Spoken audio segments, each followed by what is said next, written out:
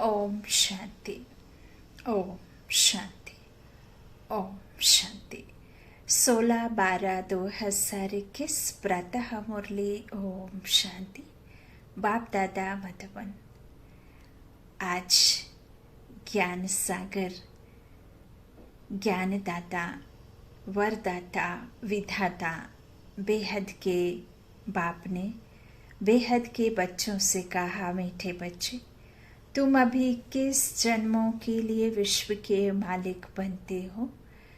अभी तुम्हारे पर बृहस्पति की अविनाशी दशा है। आज का प्रश्न बाबा ने मुरली में दिया, सच्चे सेवाधारी बच्चों की बुद्धि में कौन सी बात सदैव याद रहती है? उत्तर में बाबा ने कहा, धन दिए धन ना खुटे। वह सदैव दान करते ही रहते हैं। उनकी बुद्धि में रहता है कि हम अपना ही कल्याण करते हैं। बाप भी साक्षी होकर देखते हैं कि कौन कौन अपनी जीवन ऊंच बनाते हैं और कौन पास होंगे। ज्ञान में मैनर्स भी बहुत अच्छे चाहिए। कभी छोटी छोटी बात में फंक नहीं होना चाहिए। गीत है, तुम ही हो माता पिता, तुम ही हो। ओम शांति। गुड मॉर्निंग बच्चों को। आज है गुरुवार, सतगुरुवार के सत्य पिता के सत्य महावाक्य। आज गुरुवार है। तुम बच्चों के लिए यह बृहस्पति डे व बृहस्पतिवार है। उत्तम सप्ताह में सबसे उत्तम दिन यह है। बृहस्पति का नाम गाया हुआ है। बृहस्पति की दशा बैठी हुई है। बृहस्पति बाबा फिर से हमको अपना बेहद सुख का वर्षा दे रहे हैं। बेहद का सन्यास भी करवाते हैं। निवृत्ति मार्ग वालों का तो हद का सन्यास है। सबको सन्यास करना है। बाप कहते हैं, आगे चलकर तो बहुत ही सुनेंगे। पतित पावन बाप जो गाइड और लिबरेटर है, वह कहते हैं, मैं आया हूँ सबको मुक्ति धाम में वापस ले चलने के लिए। भक्ति मार्ग में मुक्ति के लिए ही पुरुषार्थ करते हैं। भक्ति में कितना समय रहना पड़ता है जो भक्ति के बाद भक्ति का फल मिले, यह तुम्हारे सिवाय और कोई नहीं जानते हैं। तुम बच्चे जानते हो कि पूरे 2500 वर्ष लगते हैं। यह भी ड्रामा में नूंद है। यह बना बनाया खेल है। हर एक अपना अपना पाठ बजाते रहते हैं। तुम भी कल्प कल्प यही पाठ बजाते हो। कितनी खुशी की बात है। हमारे ऊपर बृहस्पति की दशा बैठी हुई है। हम 21 जन्मों के लिए स्वर्ग के मालिक बनते हैं। अब हमारी चढ़ती कला है, नर्क मुर्दाबाद स्वर्ग जिंदाबाद होता है। सुख दुख का खेल भी तुम बच्चों के लिए है। बाप कहते हैं, यह आदि सनातन देवी देवता धर्म बहुत सुख देने वाला है। वह है ही नई दुनिया। वहाँ खानियाँ भी नई होंगी। जो कुछ वहाँ पैदाइश होती है, सब कुछ नया होगा। पुरानी चीज हो जाने पर वह सार नहीं रहता। तो अब दुनिया में भी कोई सार नहीं है, क्योंकि यह भी पुरानी हो चुकी है। बाप को कहते हैं सर्वशक्तिमान, तो क्या शक्ति दिखलाते हैं वह तो तुम बच्चे ही जानते हो। पतित पावन सदगति दाता लिबरेटर बाप आकर तुमको इतनी शक्ति देते हैं। अनेक धर्मों का विनाश कराए एक धर्म एक राज्य की स्थापना करना, क्या यह शक्ति का काम नहीं है? यह उच्च कार्य तुम बच्चों द्वारा करवाते हैं। तुमको कितनी शक्ति मिलेगी, जो कि तुम्हारे सब पाप कट जाएंगे और तुम पुण्यात्मा बच जाएंगे। जितनी जो मेहनत करेगा उतना उच्च पद पाएगा। फिर भी स्वर्ग के लायक तो बन ही जाएंगे। पहले न्यू वर्ल्ड थी, अब है ओल्ड वर्ल्ड। यह भी समझते नहीं हैं, बिल्कुल ब्लाइंड फेथ है। तुम बच्चे जानते हो, पहले हम बुद्धिहीन थे। गाया भी हुआ है अंधे की औलाद अंधे। सब भगवान को ढूंढते ही रहते हैं, ठोकरे खाते रहते हैं, मिलता कुछ भी नहीं है। बहुत मेहनत करते हैं, कोई तो बेचारे प्राण भी त्याग देते हैं, देवताओं को राजी करने के लिए बलि भी चढ़ाते हैं। उनको फिर महाप्रसाद समझते हैं। अब गौ हत्या के लिए अनाउंस करते हैं। समझते हैं गौ माता है, दूध देती है। ऐसे तो बकरियां भी दूध देती हैं, उनकी रक्षा क्यों नहीं करते? तो कहते हैं कृष्ण का गौ के साथ प्यार था। अब ऐसी बात नहीं है। बाप समझाते हैं तुम तो सतयुग के प्रिंस प्रिंसेस थे, फिर 84 जन्म लेकर आए, तमो प्रधान बने हो, अब फिर पुरुषार्थ कर रहे हो। पुरुषार्थ कर सतो प्रधान प्रिंस प्रिंसेस बनना है। यह है ही डबल ताजधारी प्रिंस प्रिंसेस बनने की पाठशाला। भल गीता पाठशालाएं तो बहुत हैं, परंतु वहाँ यह नहीं सुनाते हैं कि तुम स्वर्ग में प्रिंस प्रिंसेस कृष्ण जैसे बनेंगे। ऐसे कोई गीता पाठी बताते हैं क्या? यहाँ तो बाप बतलाते हैं यह इम्तहान है ही प्रिंस प्रिंसेस बनने का। उनमें भी बहुत नंबर हैं। 16,108 की माला गाई जाती है, सिर्फ 108 थोड़े ही होंगे। अभी तो अनगिनत मनुष्य हैं, वह कम तो होने ही हैं सतयुग में।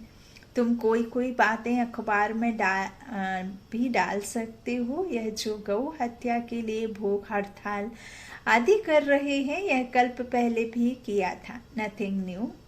इस समय परमात्मा को पुकारते हैं, हमको पावन दुनिया में ले चलो।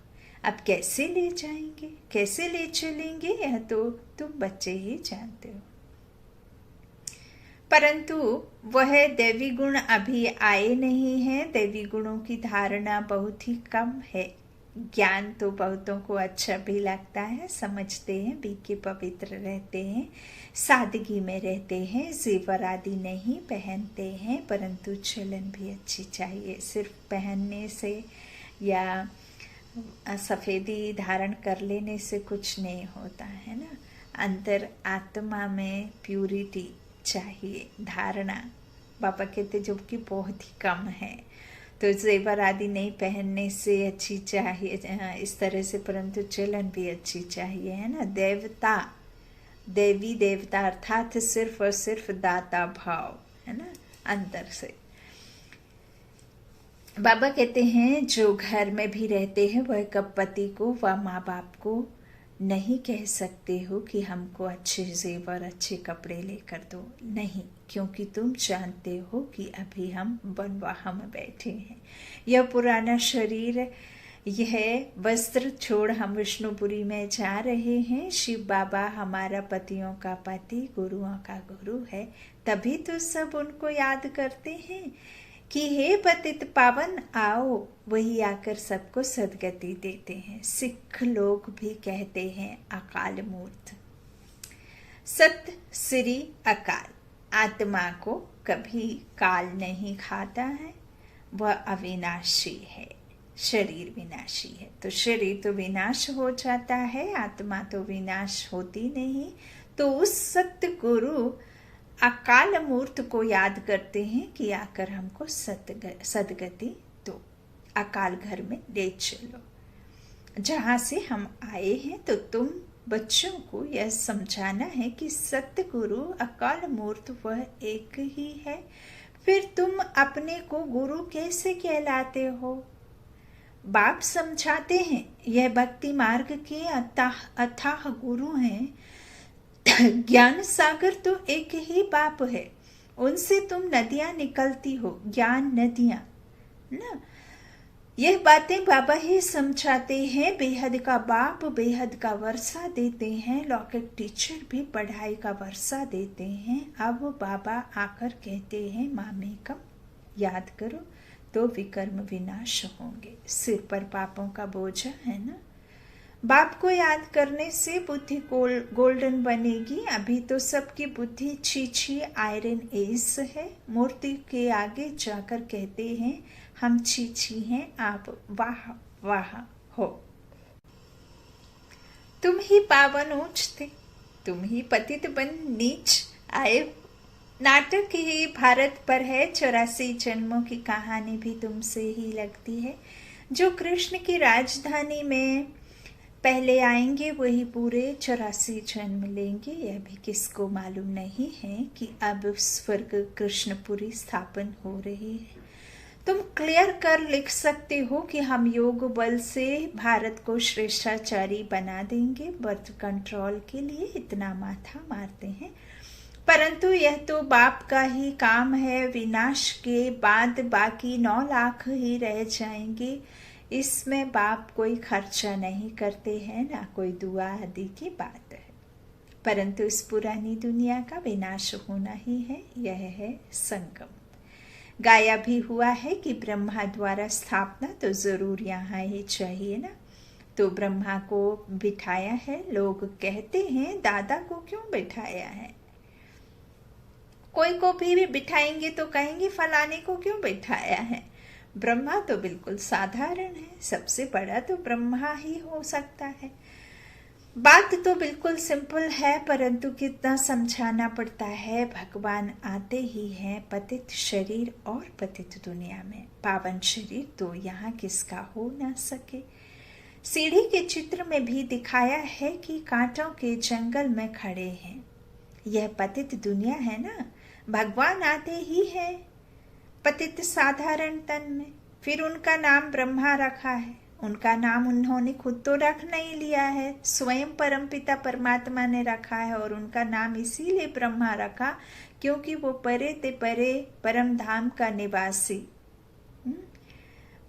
एवर प्योर, जो सर्वशक्तिमान पार ब्रह्म परमेश्वर इस लौकिक तन में आकर इस ब्रह्मा के तन में जब आधार ले लेते हैं ना, तब फिर उनका नाम बदली किया जाता है।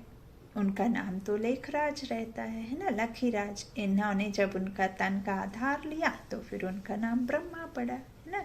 तो वो इनके तन में आए तो फिर ये अडॉप्ट हुए और इनके द्वारा फिर हम बच्चे अडॉप्ट हुए। तो एक तरह से ये माँ है ना, क्योंकि वो स्त्री नहीं है लेकिन हम अडॉप्टेड बच्चे हैं ना, तो वो ब्रह्मा माँ है। तो उनका नाम बाद में रखा गया और वो भी स्वयं परमपिता परमात्मा ने रखा, यूं ही उनका नाम नहीं रखा है। तो बाबा कहते हैं जब मैं इस पतित साधारण तन में पराये देश में, पराये राज्य में, पराई दुनिया में आया और आकर फिर मैंने नाम रखा ब्रह्मा। यह सब बातें बुद्धि में रखनी है। अनेक प्रकार के लोग प्रश्न पूछते हैं। सीढ़ी का चित्र समझाने वालों की बुद्धि बड़ी अच्छी चाहिए, परंतु जिनका यहाँ आने का पाठ ही नहीं है वह आकर फालतू प्रश्न करेंगे। 84 का चक्र गाया भी हुआ है, सो भी सब तो ले नहीं सकते। जो पूज्य हैं वही पुजारी बनते हैं। ज्ञान तो बिल्कुल सहज है। सिर्फ बाबा को याद करो तो विकर्म विनाश होंगे और तुम देवी देवता बन जाएंगे। ब्राह्मण ही फिर देवता बनेंगे। विराट रूप का चित्र, गोला, सीढ़ी, त्रिमूर्ति। विराट रूप का चित्र, गोला, सीढ़ी, त्रिमूर्ति। यह चित्र आपस में कनेक्शन रखते हैं। बाप कितनी समझाने की युक्ति बताते हैं। कोई तो साधारण, बाबा कहते हैं कोई तो फिर यूं ही समझते कुछ भी नहीं, कोई तो धारणा करते हैं और कोई तो एक कान से सुन दूसरे से निकाल देते हैं। जैसे कि होल बनाकर रखते हैं, इधर से सुनी दूसरे से निकाल दी। और जब जिसको नहीं सुनना है तो फिर उनको सुनाई कैसे देता है। जब जिसको जिस पास में भल बैठे रहेंगे और यदि उनको ज्ञान या कोई भी अच्छी बात या बुरे इंसान को बुरी बात अच्छी लगती तो उनको अच्छी बात पता है कैसे सुनाई देती है। कोई भी सत्संग में जाए और उनको नहीं सुनना, जबरदस्ती किसी कारण चले भी गए तो उनको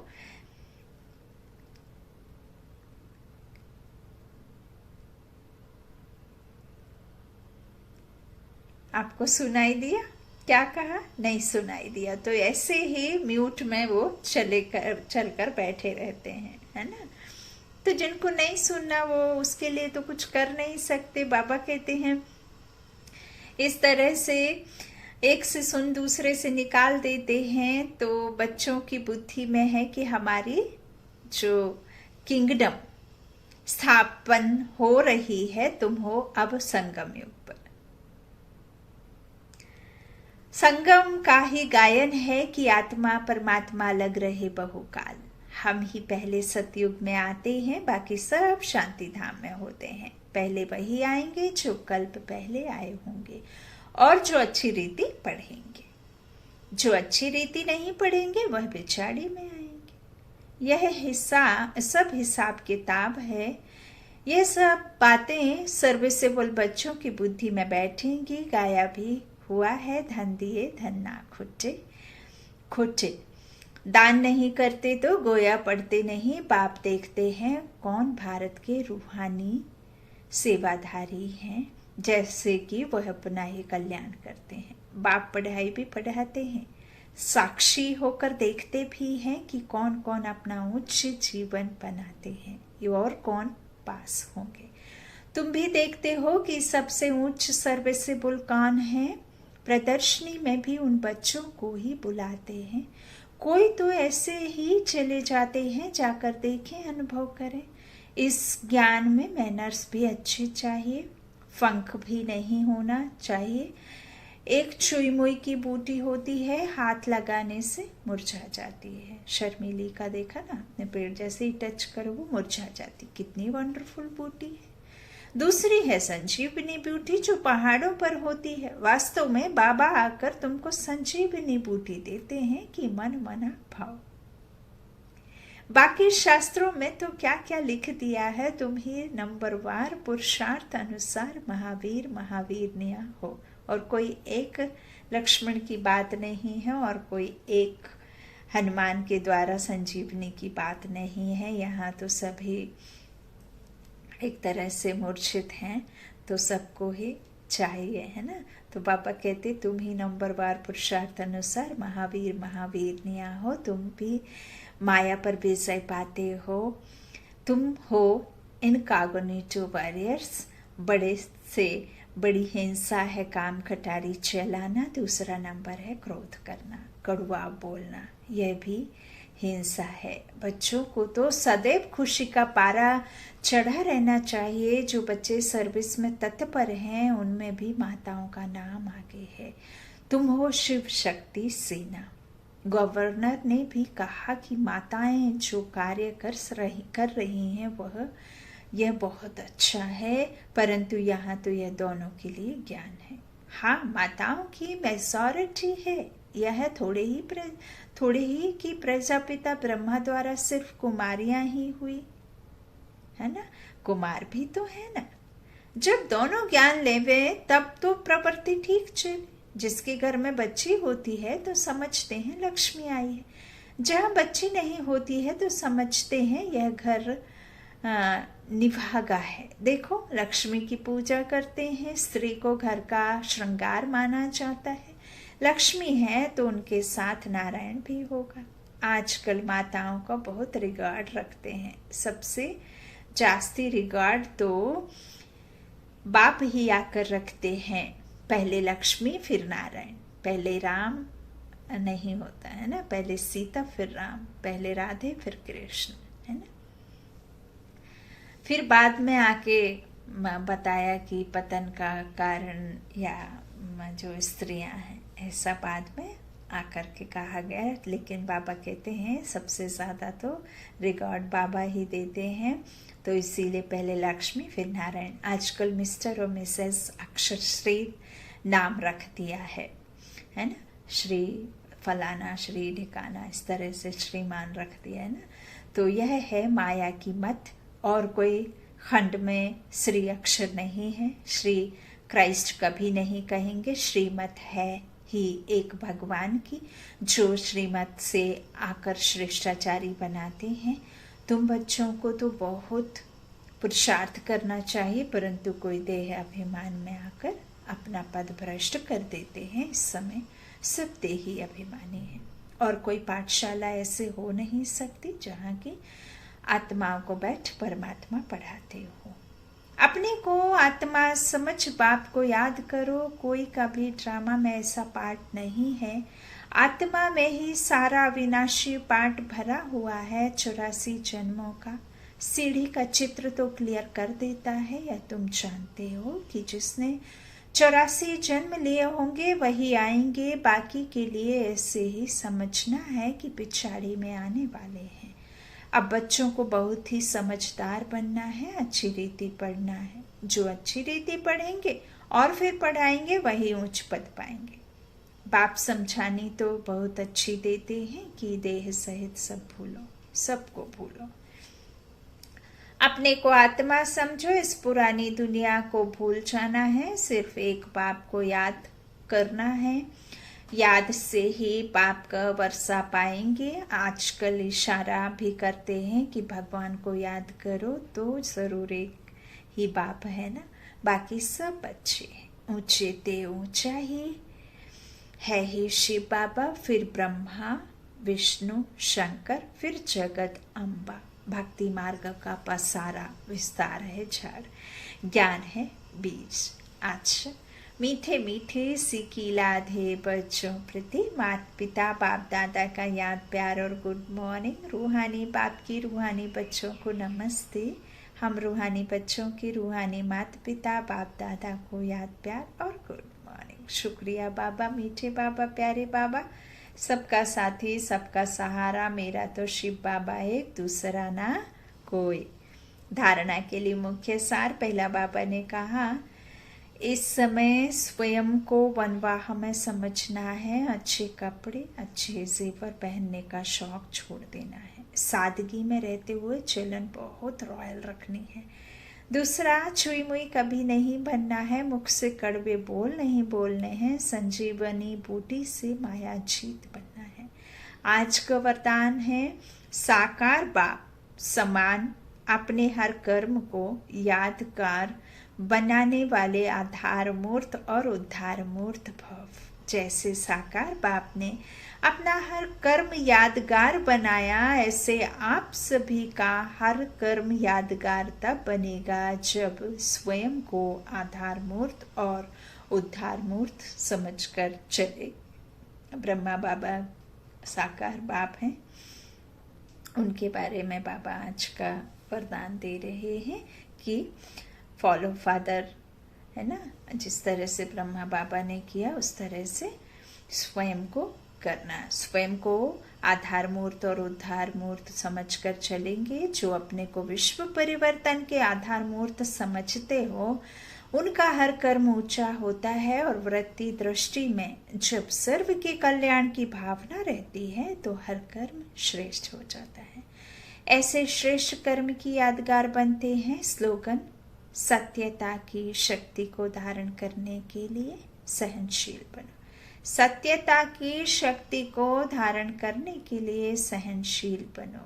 ओम शांति, ओम शांति, ओम शांति। शुक्रिया बाबा, शुक्रिया शुक्रिया।